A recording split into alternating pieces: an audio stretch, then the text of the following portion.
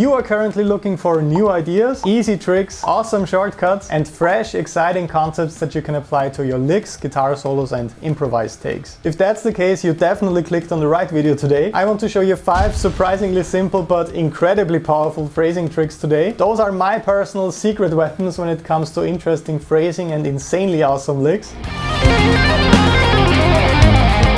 In fact, you can hear all of these tricks in my guitar solos on my new album Elevation. In case you didn't see it in Guitar World magazine yet, the record is finally out on all streaming platforms and you can find the link below. But let's start with today's mission right away, spicing up your guitar solos and licks in 5 super fun and easy ways. Alright, to show you how extremely powerful today's phrasing tricks actually are, I'd like to work with a very simple scale you're all familiar with. That's right, the good old A minor pentatonic scale in its most common position on the fretboard. And as you know, this scale is mostly associated with a sound like this. And of course, there's nothing wrong with the good old traditional blues and rock kind of guitar licks.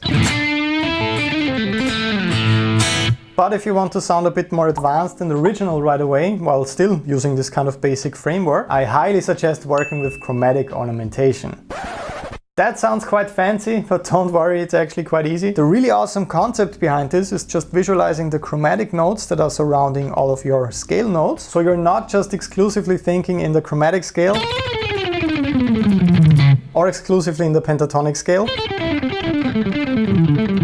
I'm just visualizing the surrounding chromatic notes of every single note in the pentatonic scale. So when I'm playing C right here on the 8th fret on the high E string, I can also see the surrounding chromatic notes C sharp or D flat and B, so 1/2 step above and 1 step below the note that I'm playing. Or when I'm playing A right here on the 5th fret on the high E string, I can also see the surrounding chromatic notes B flat or A sharp and A flat or G sharp. So in the context of the A minor pentatonic scale, those are completely wrong and terrible notes. If you land on them, it's not gonna sound too great.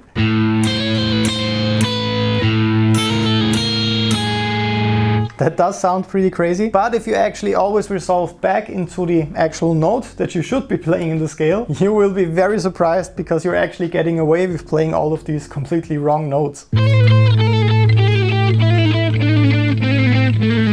So although I was playing lots of wrong notes right now, you could still hear that harmonic framework of the A minor pentatonic scale. This is a really cool trick and really easy shortcut to immediately get that kind of jazz fusion style element into your playing. This is actually often referred to as outside playing. So you're essentially playing totally wrong notes outside of the scale, but you're actually getting away with it because you're using a scale as the framework or as the skeleton and you flesh it out with those chromatic ornamentations. As always, my friends, I made sure to upload some exercise video play-alongs, PDF tabs and guitar profiles for today's lesson on patreon.com/Bernd. This first chromatic ornamentation workout is especially helpful because it will allow you to add that really cool advanced fusion style sound to your licks right away. It's honestly really easy to do that and it will come naturally as soon as you practiced a couple of days with the video play-alongs I made for you. Today's second phrasing trick is perfect for you in case you're a little bit bored with traditional string bending. The most common bends you will hear all over the place are half-tone and whole-tone bends. So here's the trick I want to show you today. Listen to this bend.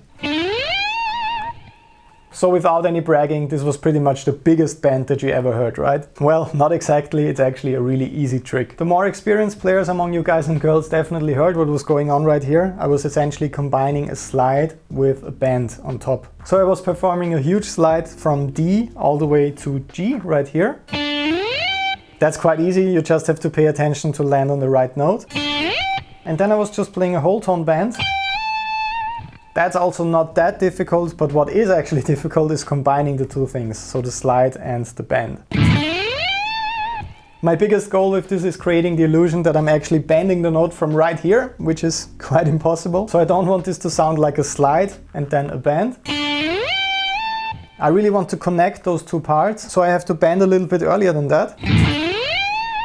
Make sure to check out the exercise video play along that I made for this one on Patreon as well. With this workout you're actually combining 3 different pentatonic scale positions. So you're sliding away from the lowest note of the first position and you're bending all the way up to the highest note of the third position. That sounds pretty cool and quite impressive, and I really hope that you will use this trick in your next guitar solo. By the way, if you're into advanced phrasing and string bending, I showed you some other really awesome exercises a couple of weeks ago on the channel. As always, a lot of you guys and girls actually missed it because, say it with me, around 80% of you awesome people are still not subscribed to this channel yet. So join our awesome guitar community right now by clicking that little red button. This will greatly help you out with becoming a better guitar player every single week. So the third trick that you can use to make a simple framework like this more interesting is simply changing the harmonic structure of the scale that you're playing to your liking. So maybe you really like the 5-note system of the pentatonic scale as opposed to the 7 notes of the heptatonic scales. But you're not exactly satisfied with the kind of basic harmonic material that you're playing in the scale. So in our case, the root A, minor 3rd C, perfect 4th D, perfect 5th E, and minor 7th G. A really cool and easy trick to make this much more interesting immediately is just including the major 6th. So F sharp on the 7th fret on the B string, or in any other position on the fretboard. That major 6th is the characteristic interval of the Dorian mode. But instead of deciding between the A minor pentatonic scale and the A Dorian scale for your solo, you can just infuse your pentatonic scale with a Dorian flavor. I could play the root, major 2nd, minor 3rd, perfect 5th, and major 6th. This is still a 5-note scale and layout when you play it all across the fretboard, but this kind of pentatonic Dorian hybrid scale sounds much more interesting. And of course you can do that for any kind of scale or mode, like harmonic minor for example, or Lydian for example. But Dorian is a great starting point if you're familiar with the minor pentatonic scale, since you just have to add the major 2nd and the major 6th. I made a video play along exercise with the 3 most important Dorian pentatonic scale positions on the neck. You can just play along to this one on Patreon to memorize the notes, the intervals and the shape of each scale. The fourth really helpful and quite easy trick is that you can find amazing sounding arpeggio shapes even in the most simple scales. I think it's very important to talk about this, since we often think about arpeggios and scales as those completely different, disconnected things. Scale and arpeggio. But you can also find really awesome arpeggio shapes in simple scales like the minor pentatonic scale, for example. This concept especially becomes more interesting when you extend the 2-note per string pentatonic approach to a 3-note per string approach. But instead of playing the full scale like this, up and down, I can look for interesting arpeggio shapes within the scale. This one sounds quite interesting right away. I really like it. With a little bit of finger barring going on right here. So when I combine these 2 shapes and ideas, I get a pretty cool arpeggio lick based on the pentatonic scale. And that sounds really cool and advanced and not really like a classic pentatonic scale lick. But I'm not thinking in any complicated or crazy arpeggio shapes. I still just visualize the basic A minor pentatonic scale, but I extend it to a 3-note per string approach in my mind. And that way I end up seeing all these cool arpeggio shapes within the scale. Of course I made another practice play along video for this lick as well, but it would be really cool if you focus on finding interesting and unique sounding arpeggio shapes in simple scales in your next practice routine. And today's final and probably most important trick is how you're actually navigating through the scale when you're improvising or playing guitar solos. You often hear players say the pentatonic scale sounds boring or 3-note per string scales sound boring, but it's very often not the fault of the scale or the intervals and notes in it. It's often because of our guilty pleasure of constantly playing the notes ascending or descending. Even if a listener is not a musician, their ears are really smart and they will figure out where your lines are going when they hear the first ascending or descending notes, and they will get bored with it pretty quickly. So one technique trick that has really helped me out with including bigger jumps and bigger intervals in my guitar solos is working with hybrid picking. So just using my pick as I usually do, but I'm also using my middle finger to pluck the strings, and that way I can skip a couple of strings easily. So with licks like this, I can play really big intervals and I can always skip a string in between. And you get really unique and advanced sounding licks this way.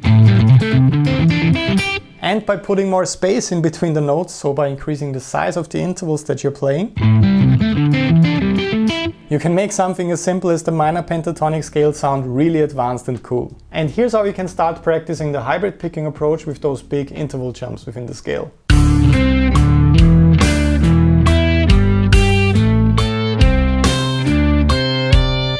I really hope that those 5 tricks will spice up your next guitar solo. Make sure to download your practice files on Patreon right now to start working on this. Your random German word for today is Baum. That means tree, as in Christmas tree. As always, make sure to comment that one below to confuse everybody who's not watching these videos until the end. And I recommend checking out this video next as a follow-up lesson. So have fun shredding. I will see you again in the next video. Bye bye.